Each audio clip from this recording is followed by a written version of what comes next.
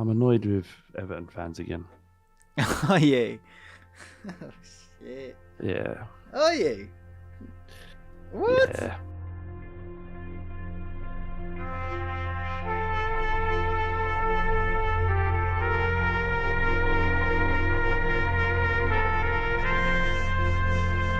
What? So go on, Flav. Talk to me. What's going on? Haven't they been through enough? Yeah, Everton fans have wound me up again this week. I thought, they're going through a lot. And I don't know if it's true. Maybe it's just TikTok, trying to wind me up. I told you about TikTok. Yeah, like maybe it's not real, but I've heard it on good authority that they've printed out 38,000 the Premier League is corrupt flyers. And they're going to be distributed through Goodison for everyone to hold up. Wow. And I think they're going to be flying a plane over the Etihad.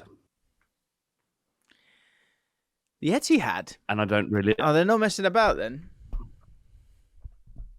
I don't understand. Well, I think as far as I can understand, it's like, well, hang on, you're giving us the points. Why aren't you giving them the points? I think that's their argument. I think that's why they're printing up. They're spending all that money, wasting all that paper, printing little flyers up. Oh, okay. I don't... Well, so we need to talk about this because I haven't...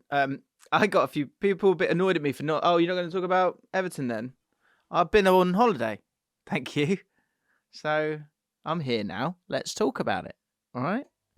So where are they coming from? Are they coming from, look, woe is me, look what's happening to Everton, this is not fair? I think the fair point that they would be suggesting is that I talk about football and this is a big deal and I've not spoken about it, but, I was enjoying a couple of days off. Also, fucking you talk about whatever you want. Well, but also I should talk about it and I want to talk about it now, but I'm just saying, okay. Fair point. And so here's my thing with it. My problem with the Everton points deduction is that it feels like there's a severe lack of compassion when it comes to what they've actually done.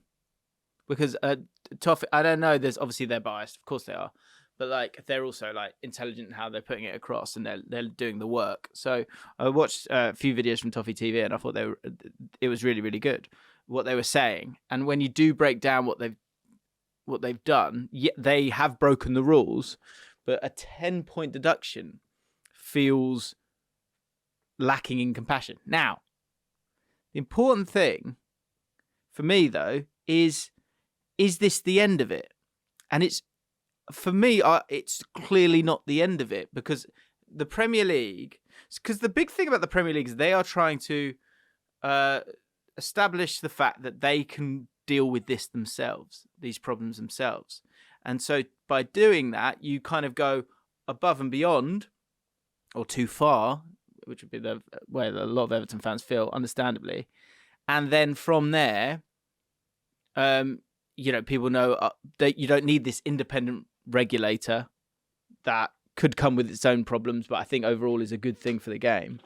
And so the 10 points for me, although absurd, it's too much for me personally, I still see this as not the end of it because Everton inevitably will appeal, which the Premier League knew they would appeal.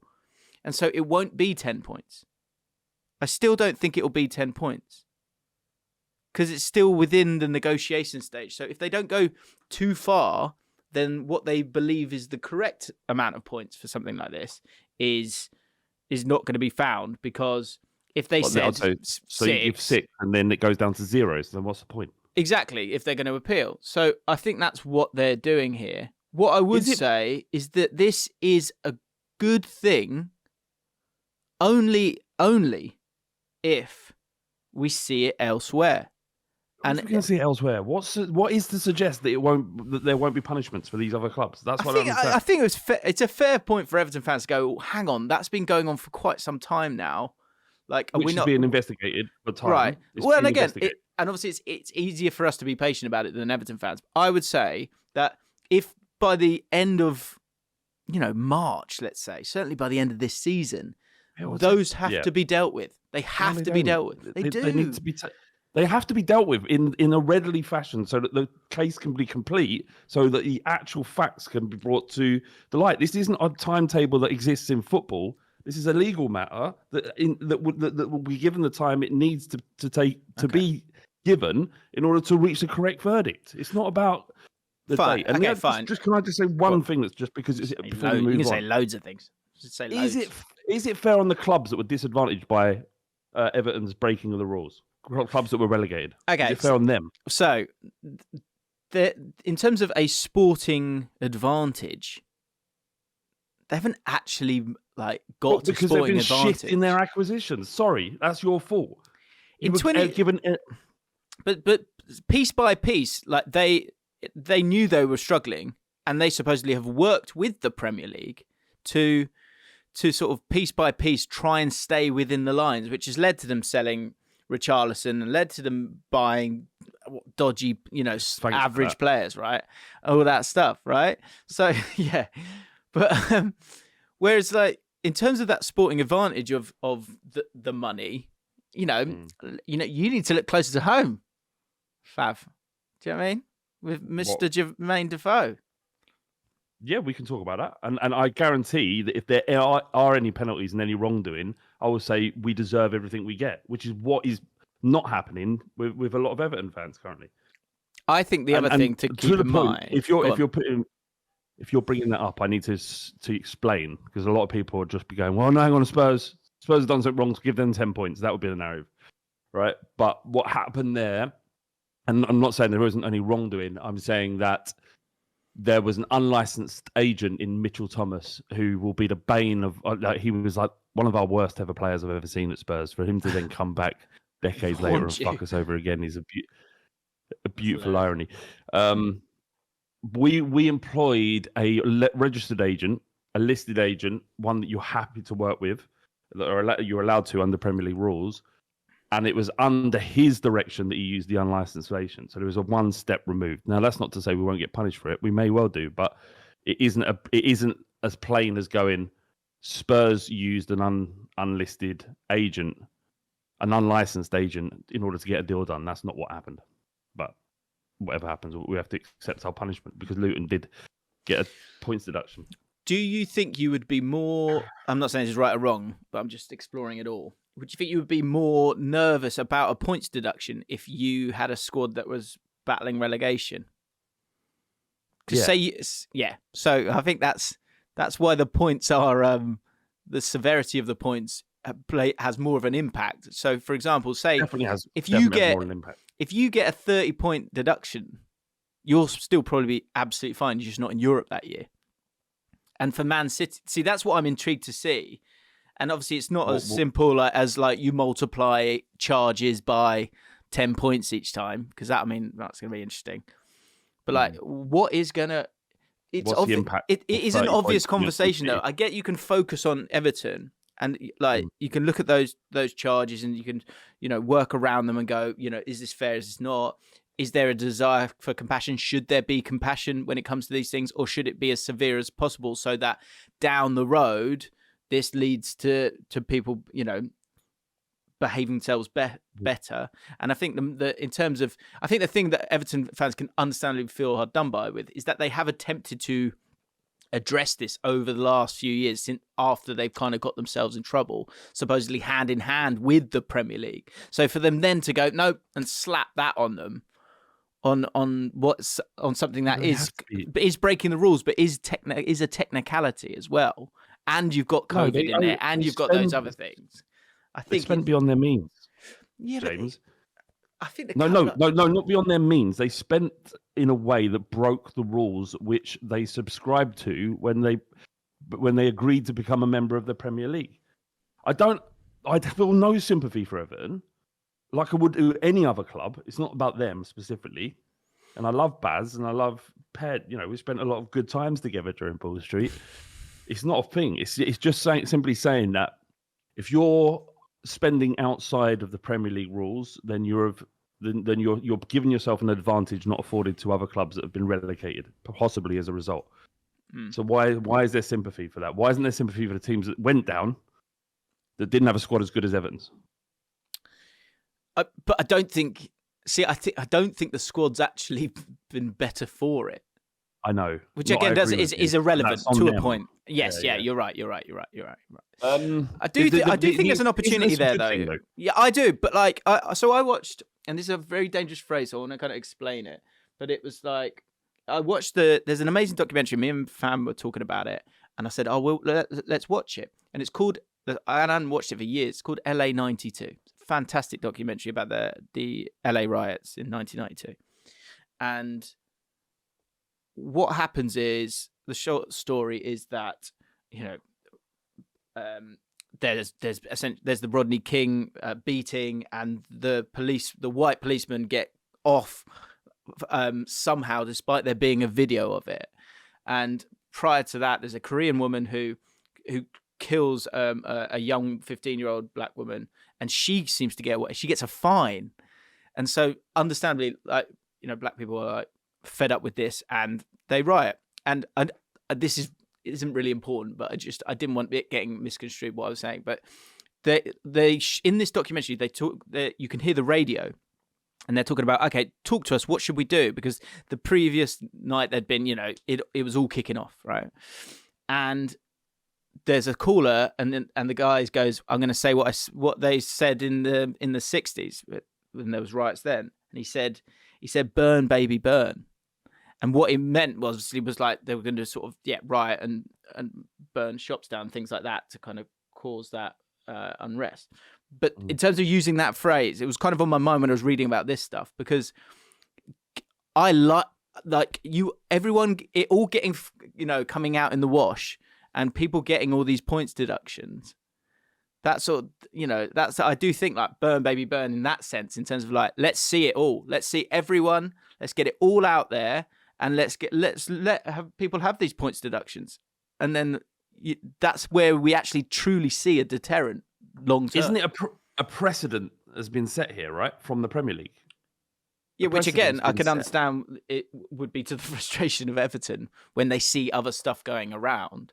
But I think, like, in the fullness of time, it will be interesting to see what the points deduction actually is. Now, we've seen this like around the world. Like, you see it with, say, Juventus, who've, they get I can't remember how it ended in the end, but they got a points deduction, then it got taken away, then I can't remember if it came back in again. I think maybe it did. They were relegated as well. No, I meant last season. Season. Oh, right. Yeah. So I don't think this is the end of this. There were some good comments last week about it. So Jersey says, thoughts on the discussion around teams that have cheated: Chelsea, Everton, Man City. Can I ask what the alternative is? If a Chelsea wasn't allowed to spend the way they did, the Premier League would still be dominated by historical clubs like Liverpool, Man United, and Arsenal. We see the way that big clubs are able to poach smaller clubs of their best players, even when those clubs do everything right. Brighton right now, Southampton, and Leicester in the past years. The reality is that the way the current rules are written is so that those clubs with huge support and already mega fame are able to spend infinitely more than anyone else. Had these rules been written 30 years ago, it would have been European domination by Real Madrid, Barcelona, Man United, Liverpool, and AC Milan, or Ajax, that would have remained unchanged apart from a couple random cases similar to Leicester winning the league. While I totally agree that those that cheat should be held responsible, I think the way that things are structured money-wise needs to change.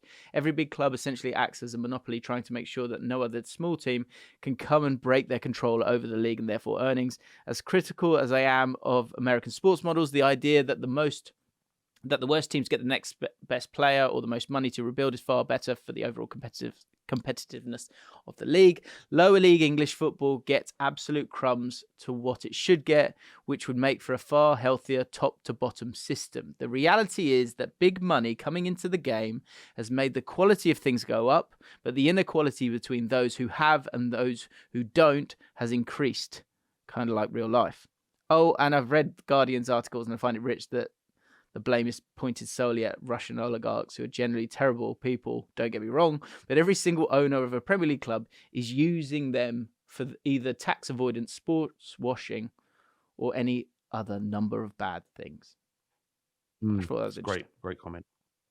Great comment. Yeah, football's broken and unhealthy. Steve Parrish was on the Rest is Football this week. I always love listening to him talk, and he was saying how there still needs to be this balance between allowing people to spend to build, but also because if you just make it simple, then your own literally it is exactly what Jersey said there. Like you're only going to let the big teams be big. It does solidify a monopoly.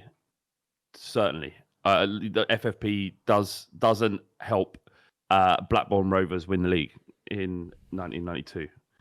Yeah, and if we do look at it, like Leicester is the only example, right?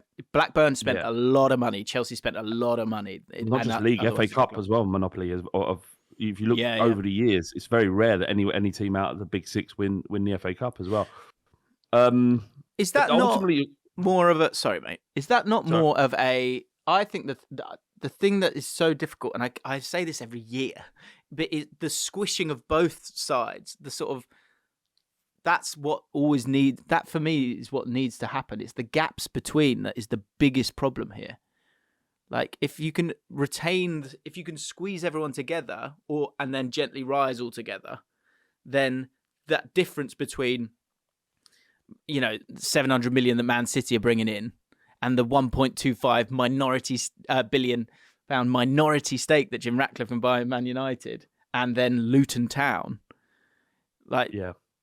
it's those gaps that makes it much worse. And again, we're kind of I think we're often looking at the wrong things here.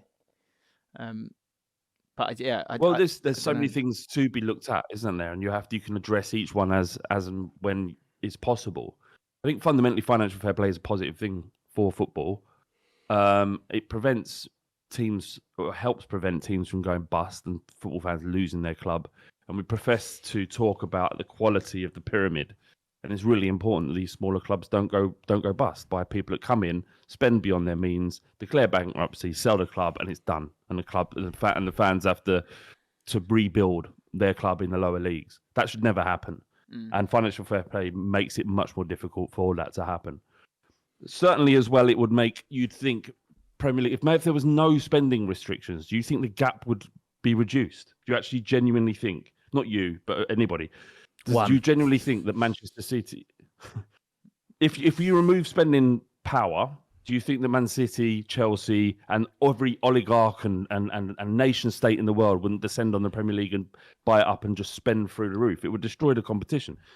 It wouldn't be, let's make it easier for Crystal Palace to spend beyond their means because they might get into the top four. You would see the top four, I'd imagine, or the top six, just fly away, spending billions of pounds. That Palace can't because it's a properly run football club. So I don't know if that. I think what is probably best would be, as long as you're financially stable, your ability to spend beyond the revenue percentage is increased. But how do you give that? Do you give it on your place on where you finished last year? I think in the American system, you get first pick if you're bottom, right? That makes complete sense because it's not a financial thing. But how do clubs coming into the league, are they able to spend twice their revenue? But Man City can only spend 80% of their revenue. Is that how you make it fairer? I think there was. And remember also, Jim, these are private companies. They can operate how they want. They're nothing. There isn't this sort of the membership based rules that apply to Premier League clubs. They're private companies, global companies, and they can do pretty much as long as they want to stay a part of the Premier League, whatever they want.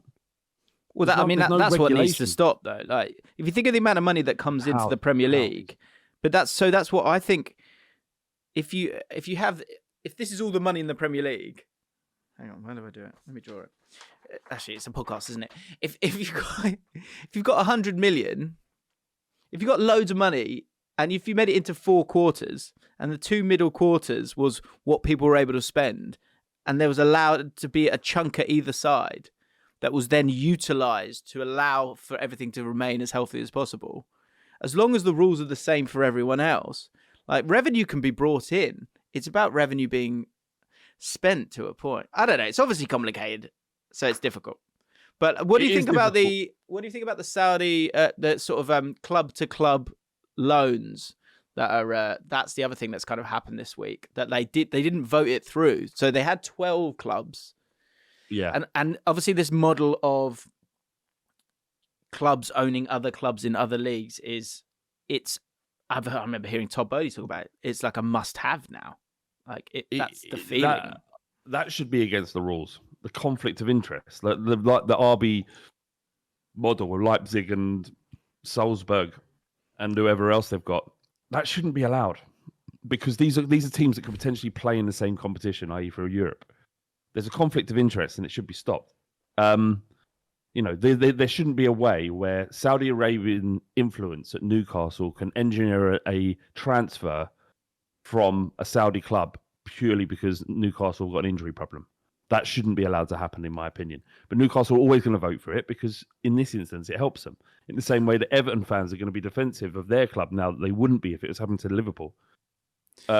Because it directly impacts them. And that's a human trait.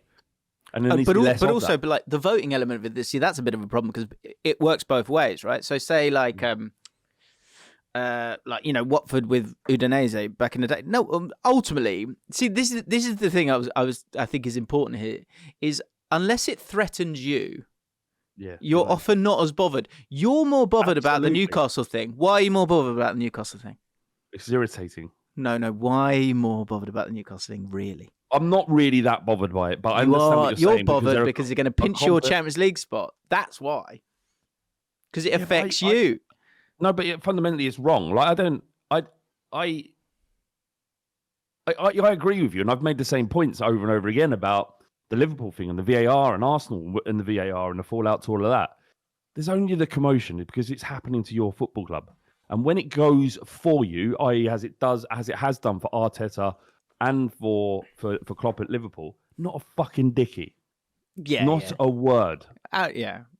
So, and it's the same for this. Yeah, you're right. I've taken an interest in Neves' potential transfer to Newcastle because they've lost Tonali. Because I guess obviously that impacts whether or not Spurs can finish in the Champions League. But it is, luckily, I'm on the side of good and the right side, right? on this one. Well, and generally that works for me. Because so you'll notice that I keep talking about my agenda, which is essentially, can we not all just be closer together? Because that works for me. So I get it, but it's the severity of the unfairness is often based around what affects you, which I find interesting. Do you know what cannot be greed? And it's a human trait. Can I? And this is the same thing with politics, and it's the same thing with. But everything that's going on in the world, and also it's the same thing as of campaigns, right? There's a lot going on in the world, certainly locally and domestically.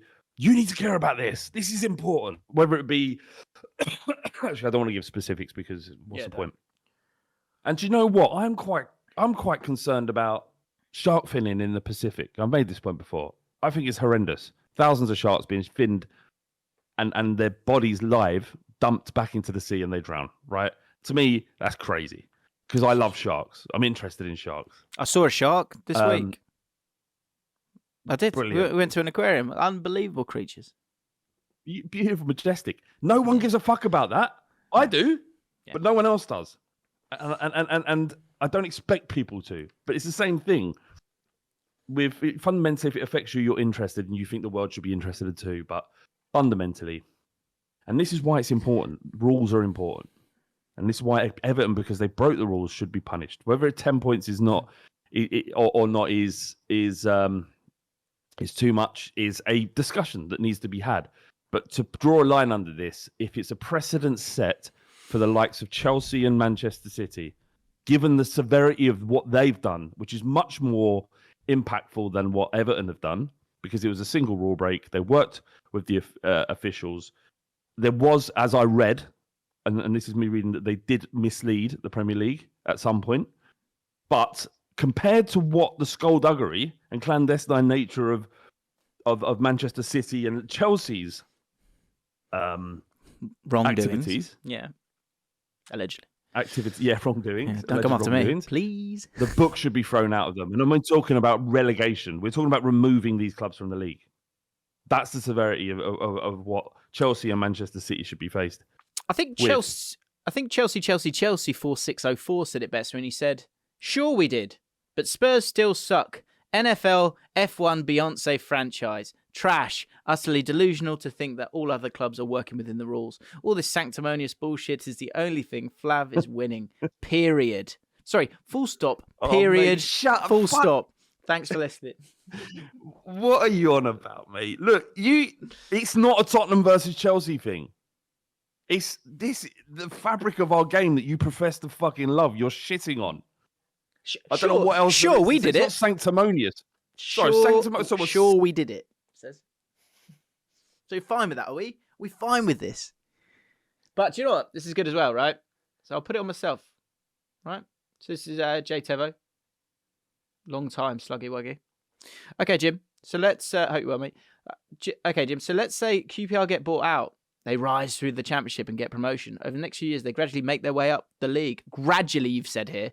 Mid-table to Conference League spots. Then a run in the Champions League to the round of 16. You eventually get to a point where you're watching QPR lift the Premier League trophy at Loftus Road. That's been partially renovated with your dad sat to your left in complete tears, having watched the club he's followed for decades finally become the best team in all the land, week in, week out. In the spot where he was stood since a child, and with your son on your shoulders, see the mighty R's walk around the pitch as the players wave and celebrate. Now I offer you that scenario, but at the end, some opposition fans say, well, it's bought.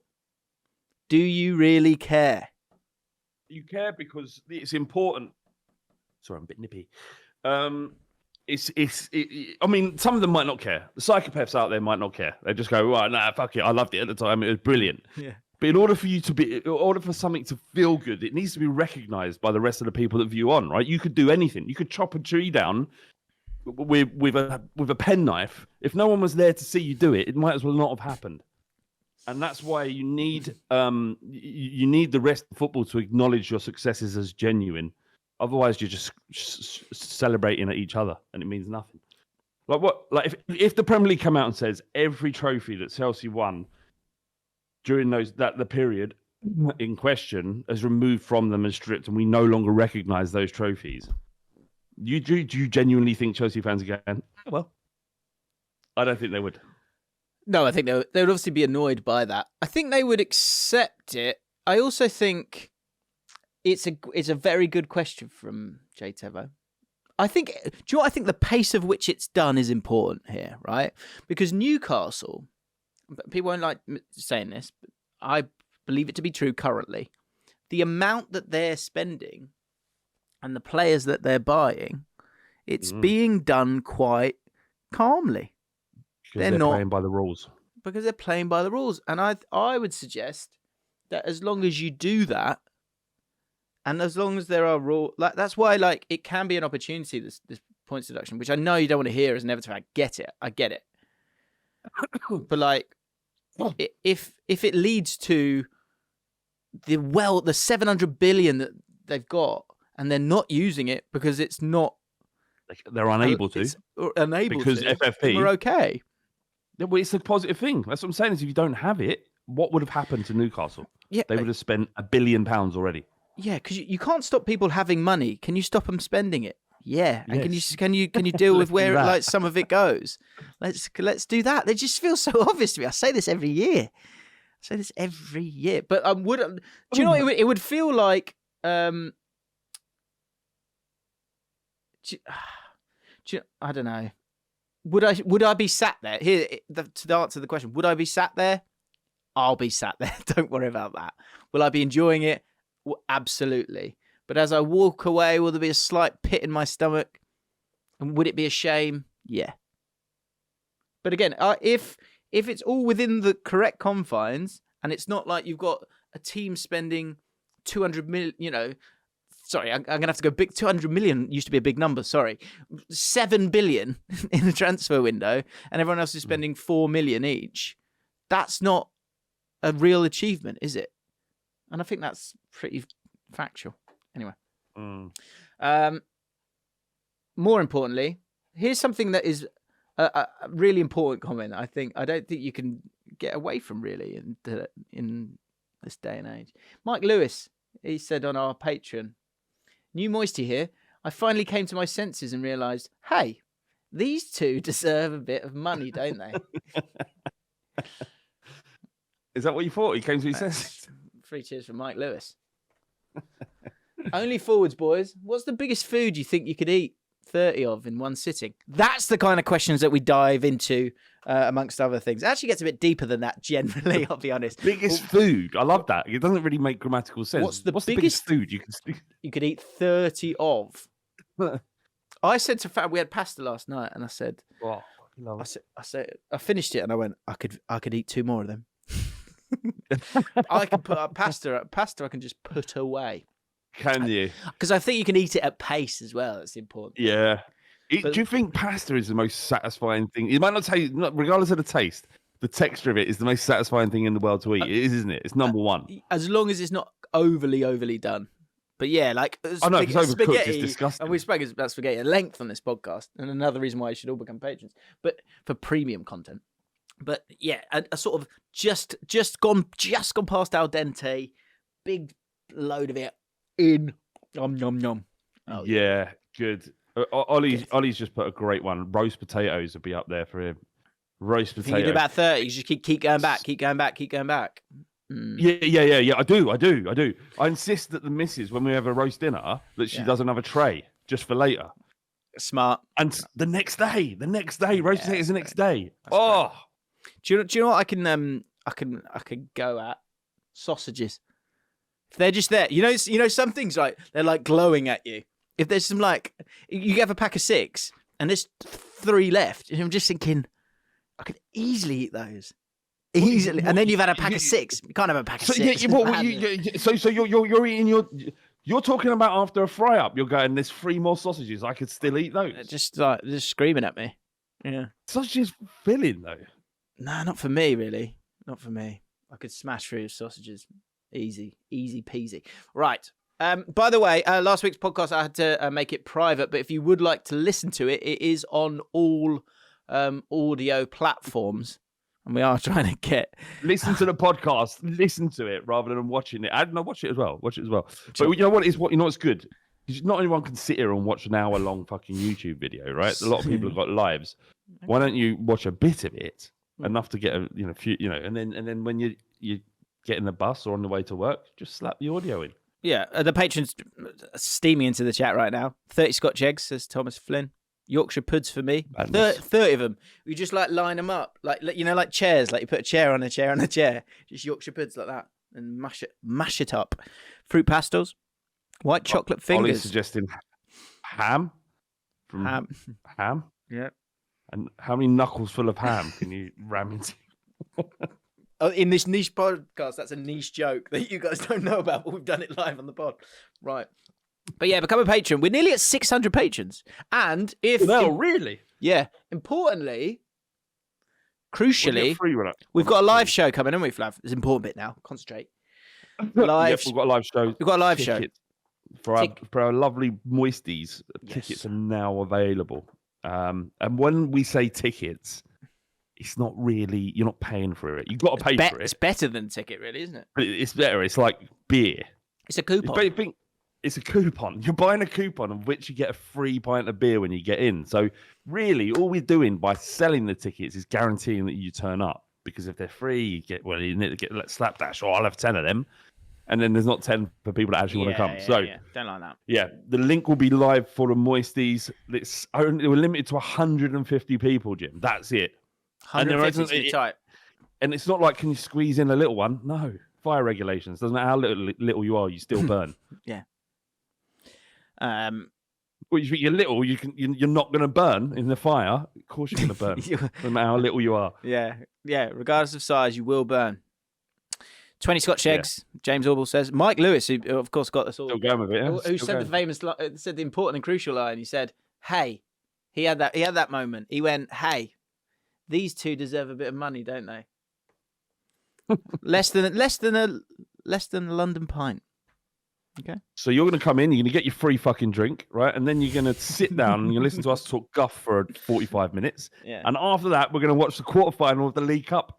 Yes. Is there a better way? Yeah. And Jim, you'll be celebrating Christmas with us. It's 6 days before Christmas. We'll have a good old Christmas knees up. Yeah. 2 beers, lots of cuddling, lots of sings, maybe some jingles, Christmas jingles. We'll do a group. We're going to do 150 strong Ainsley celebration. Everybody in the room is Everyone's doing a fucking Ainsley celebration. Every single one. If I fucking see one of you not doing an Ainsley celebration, you're out. Yes, perfect. By the way, I think Mike got it right. Poppadoms, easily. It just depends on size, but light. I could easily get through 30 poppadoms, no problem. And if you've got really hot hands, as Jack says, don't stay away from don't rub me for an hour. Yeah. So yeah, only 150 spots in the Guinness World Book of Records largest Ainsley celebration group. Never before has it been seen. I think it's time it's time to tackle Ainsley. It's been an incredible week, an absolutely incredible week. And if you've literally just gone and gone, oh, okay, yeah, good shout, I will go and listen to the podcast instead of watching it. Come back and watch it now on the on YouTube, because we're going to show you some of them now. So, tell you what, let me share this with you, Flav. Just have it because you'll want to see this. Now, I've had so many this week. It's mental. Did you? But what I would like you to read is these 2 comments that you can see here. Whilst I actually, you probably can't do it. Or can you do it? Is it? I need to find it because I just need to. I need to get it up on Twitter. Actually, I'll do it myself. Hang on. Right. So we had 3 Ainsleys from people's places of work in the last week. Really? And this is good. Do you know what? I'm sick to death of Club Ainsleys. Are you? Okay. So what are we doing a club ban? I think after this week, no more in club. You've got to be a bit more creative. We've got to up the ante. Like the bar has been raised this week by one video in particular. So look, I'm not saying everyone has to do what Ben Lancaster has been able to do. That would be too much. Yeah. But just being in a club and doing a little dancing is not enough anymore. Okay. I fully appreciate it. But so right, I've got a bit of a problem here because I think we're okay. Do them now, by all means. But right, we'll run through them. Let's run through some. Look, so what I've done is that, like, if you see all these laughing emojis. Yeah, that's my code basically. So you're not actually finding them funny? No, not anymore. If I'm honest. Anyway, Matthew Nutter. Have we done Matthew Nutter? Let's just quickly sense check. Here we go.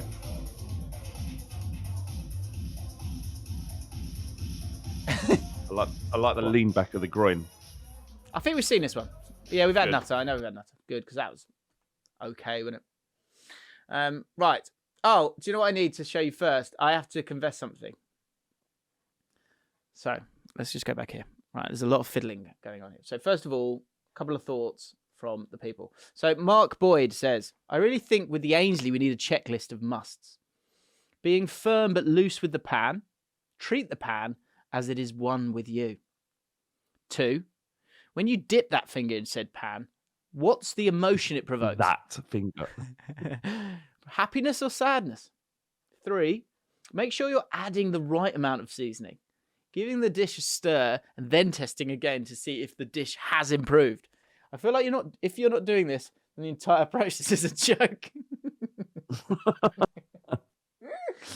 Also, Cadet Limbo says, I think a key feature of a successful Ainsley, which everyone is overlooking, is the need for an audience. Your source, form, and rhythm are all great additions, but at the end of the day, all we really want is for you to embarrass yourself, as harsh as it sounds. That's why celebrations work so well, because everyone's eyes are on you. Well, just before you click on, that is the essence of Ainsley, the Ainsley celebration in the first instance. Remember when he did it in a room when the cameras were on him? You need the audience. With such freedom. Absolutely incredible stuff. Okay, so here is one nightclub one that did make me laugh, because I'll show you it. And in my mind, there's a girl here who's keen on him, but he's so drunk and not bothered because he's desperate to get his celebration in. He's missed a chance here. Beautiful. Oh yeah, he's done it. Oh no, sorry, this isn't him. This guy did it to Angels, off his face at 5 a.m. This is apparently just taking his time. Slow-mo. He's got this wooden stick. Yeah, he's got a wooden stick there. It's fine. Off his face. Absolutely off his face. But when it comes to an audience, let's get to Ben Lancaster. Let's get to Ben Lancaster. I must have watched this video 400 times. It's up there. There it is. Right, guys, the guy's is literally a superstar. You've got to read it. You've got to read the message. Okay.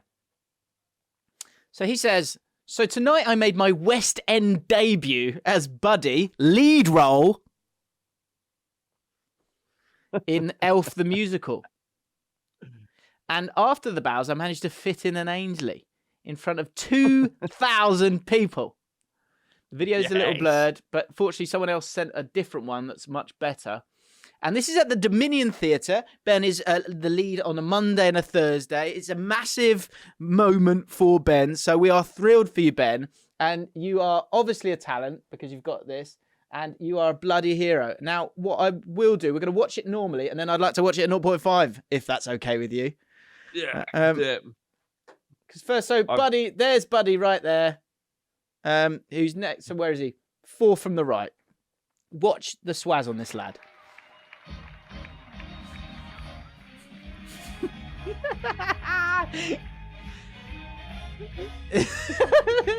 Love it. Right. Absolutely stunning, right? And again, this is like in one of the most, for anyone who's not from the UK or London, this is one of the most famous theatres at the busiest times of the year. Right? So let's get this at 0.25. Might go down to that. See how we go. Right. Let's play again.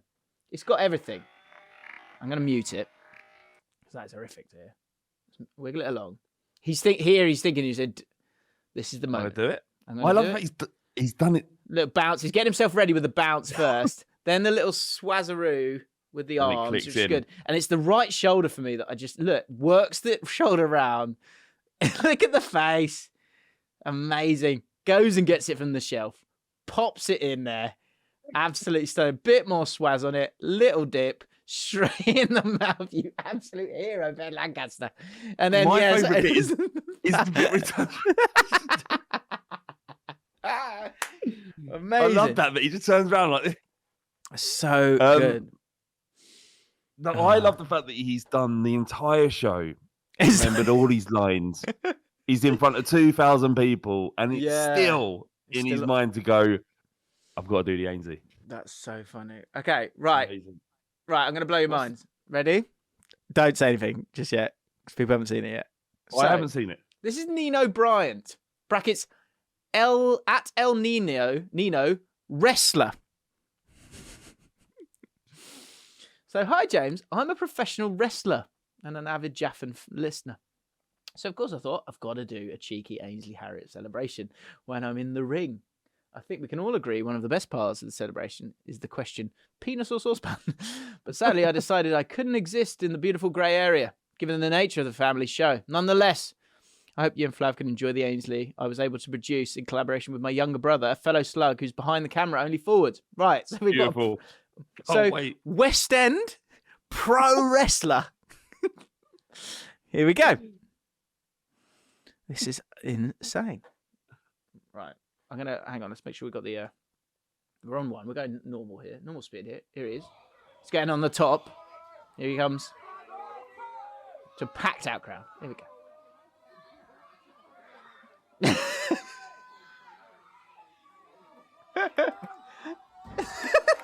That is amazing. On the top row. He's done an Ainsley on the top row. Ainsley for the win as well. This is a high point for the podcast, I'm telling you. I don't think this is the high, this is the peak. This is the apex mountain. For the win. Look, and he carries it on. He's still going. Oh, amazing. That is unreal. Just watch that again slowly. I loved it. Working his way, he's thinking about it now on his way up. He's thinking, now's the time. I'm going to finish this boy off. I'm going to cook up some sauce.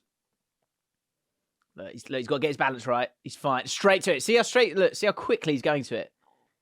Not the right hand on the way up. Getting the sauce out. Stunning stuff from El Nino. Superb. He's happy with the sauce. Look at him. Wow. And then the celebrity. Fantastic. 1, 2, Amazing. 3. So good. Okay.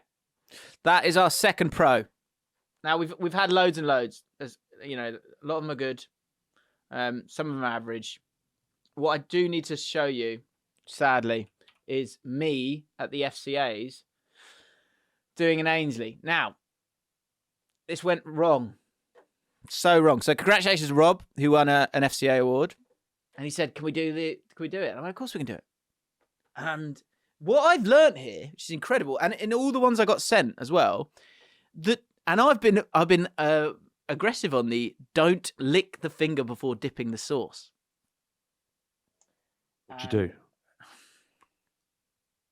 I lick my finger before I dip the sauce. Dickhead. What, dickhead, yeah. Fact. So yeah, there you go. Look, put that in. What am I doing? What am I doing? What am I doing? So we laughed. Great stuff, Rob. Thank you. But then I think someone was still filming it, and they said, I think I've just licked the finger before I've dipped the sauce. And then we saw it back. Devastated. And there it was. Yeah, heartbreak. Oh, did people see that? Did people see that? Just then? Hang on. I saw it. You saw it. I'm not sure everyone else saw it. Here we go. Shameful, shameful, shameful behaviour. What am I doing? The occasion got to me. Yeah. The occasion got to me. Yeah, it's big. Right, final professional. Because obviously we could go on for hours here. Right, let me just find it. Because this is superb. Right, so this last one, I don't think I've got the comment on it, and forgive me, you know who you are. But this is... it's a school versus kids thing.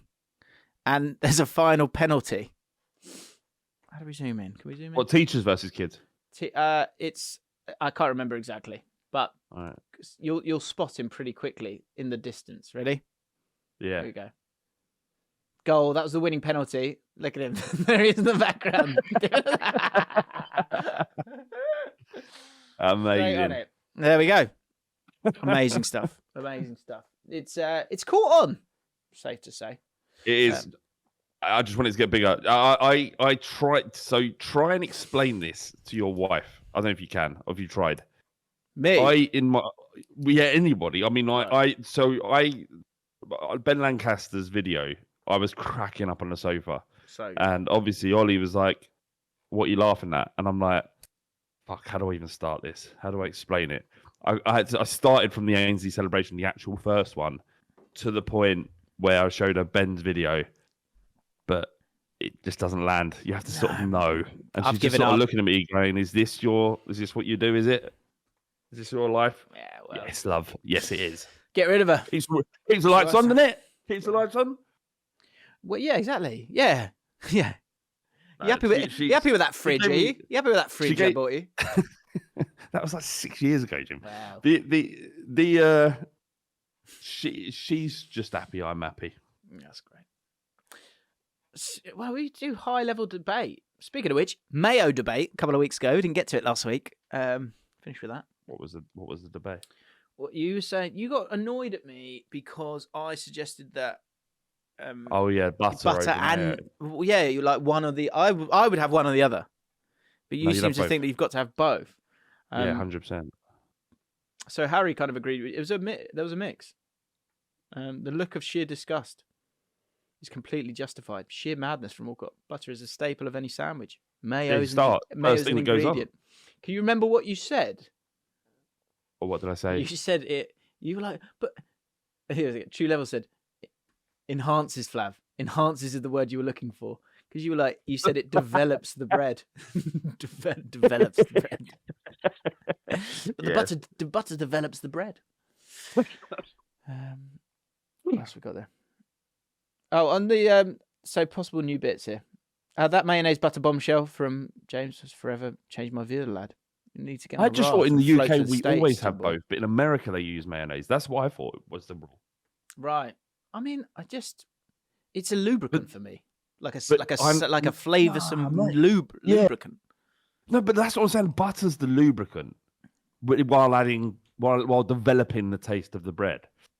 But mayonnaise, what the problem is in America, they have mayonnaise on everything. So every time they use butter in a sandwich, they're just using mayonnaise.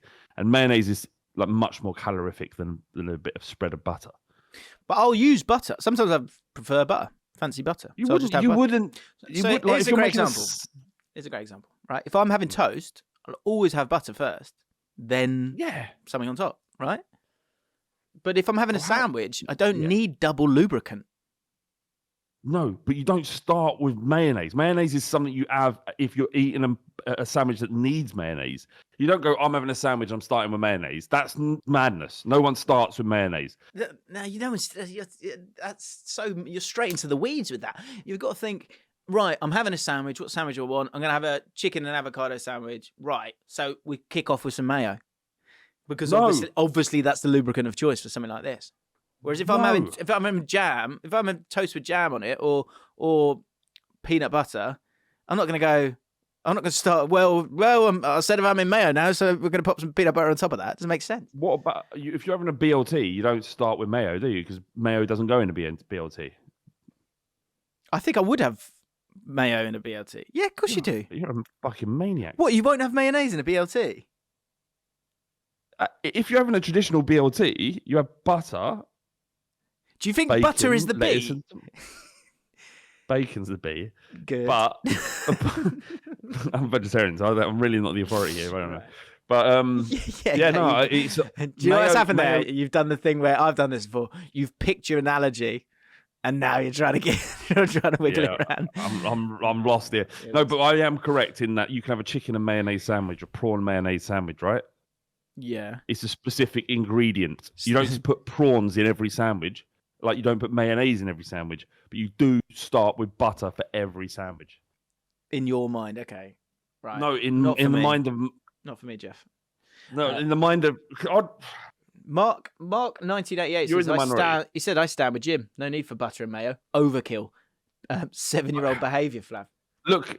I will concede that if you have mayonnaise in your sandwich as a part of the sandwich, like a chicken and mayonnaise sandwich, then you probably don't need butter. But if you did have butter, it would still be fine. But you probably don't need butter there. Why do you keep saying chicken and mayonnaise sandwich? Why do you keep saying and mayonnaise? It's not like, it's just a sandwich. Think of what the sandwich you want, and then what's the best flavour enhancer for that sandwich? You're telling me you eat mayonnaise on 90% of the sandwiches you eat? Yeah. That's a lifestyle choice for you, Jim. That's not normality. I don't think that's weird at all. I'm not saying it's weird. I'm just saying did initially. It's not normal. Okay. Joe Bauer says mayo and butter are both fat-based foods. If you use both, you're living a life of decadence, and you might as well drizzle some extra virgin olive oil over the top. Yeah. Yeah. Agreed. Okay. You're living a life of decadence.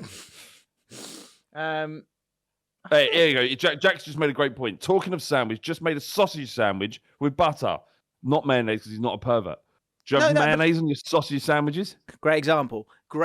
I would never have mayonnaise for that. I would have butter because I want butter, but I wouldn't have both.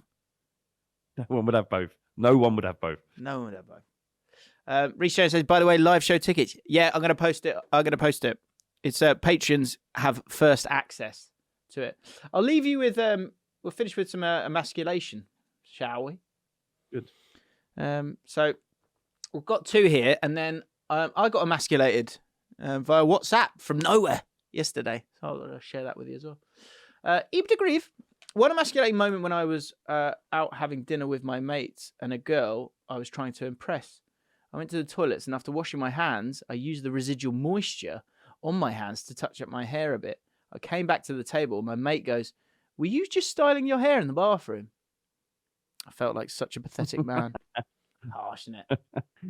It is funny that you've clearly styled your hair, but you wouldn't want to be caught styling your hair in someone's house. It's true. But it's clear for everyone to see that you have done that. Yeah, it's a precarious towel, isn't it, your hair?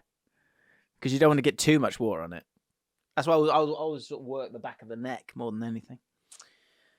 Elliot like, Lacey. why is being caught wanking such a shameful thing? Why is it? It is. I'd never want to be caught, right?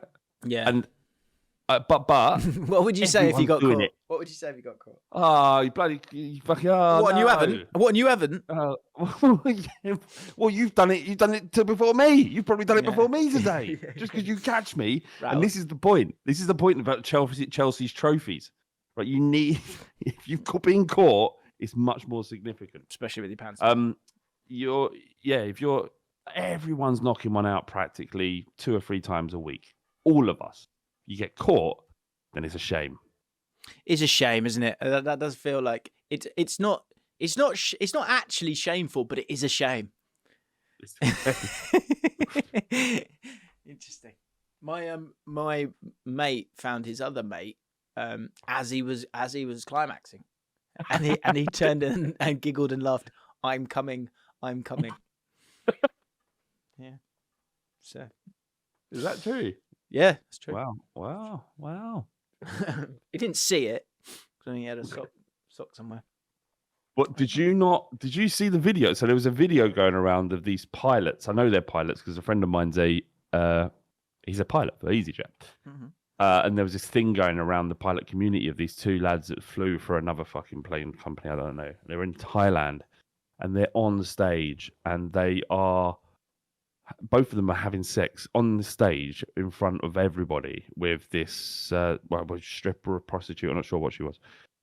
And as they're fucking, one of them comes by mistake on the other one's face in front of this whole group of people, and now it's gone viral via WhatsApp.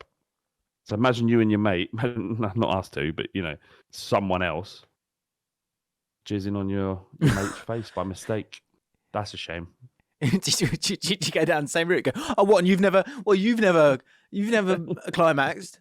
What? You've never climaxed? That'd be one of those ones. That's one of those ones where I'm like, you have an argument with your missus, not about climaxing. Yeah, have an argument with your missus, and you go, where's she found that from? As in, like a way out where it's my fault. I was like, where have you got?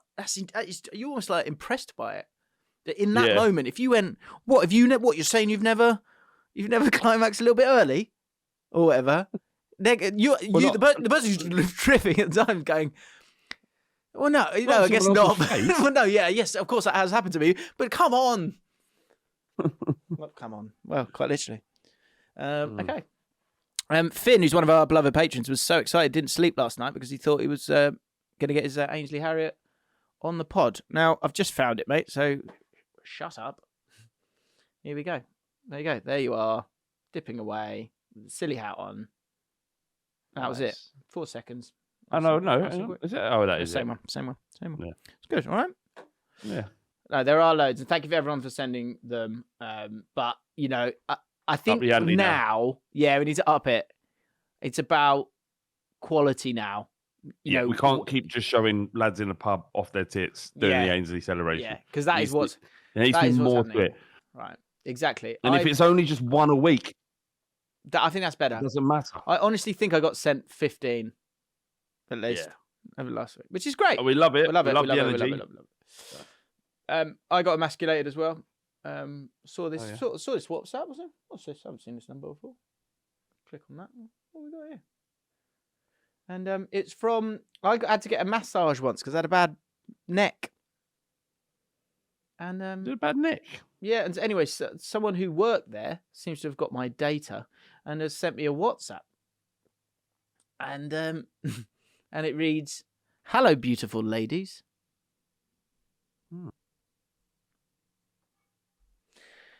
This is Geezer, formerly from Ace and Hair Beauty. I wanted to reach out to you personally to let you know about an exciting new opportunity. While I may no longer be at Ace Hair and Beauty, I am still dedicated to providing you with the same high-quality hair services that you have come to know and love. Now, I realise what she's doing. It's a bold message, but I'm not a lady.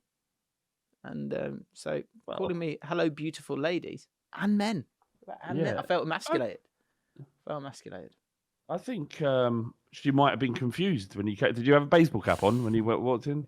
She might have thought, oh, look at this, a little lesbian. Allowed? Look at this. Look at this little lesbian with a poorly net. Oh, dear me. Right. It's a shame. Good times. Great times. Happy ending, indeed, says Tom Jordan. Join the flock.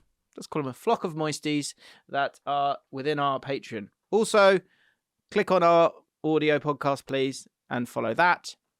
And have a great weekend, generally. Okay. Bye, everyone. Bye, everyone. Get your tickets. I will be posting it in the next 5 minutes, guys. So if there are any left, we will then put them on general sale. 19th of December. And I'll be watching.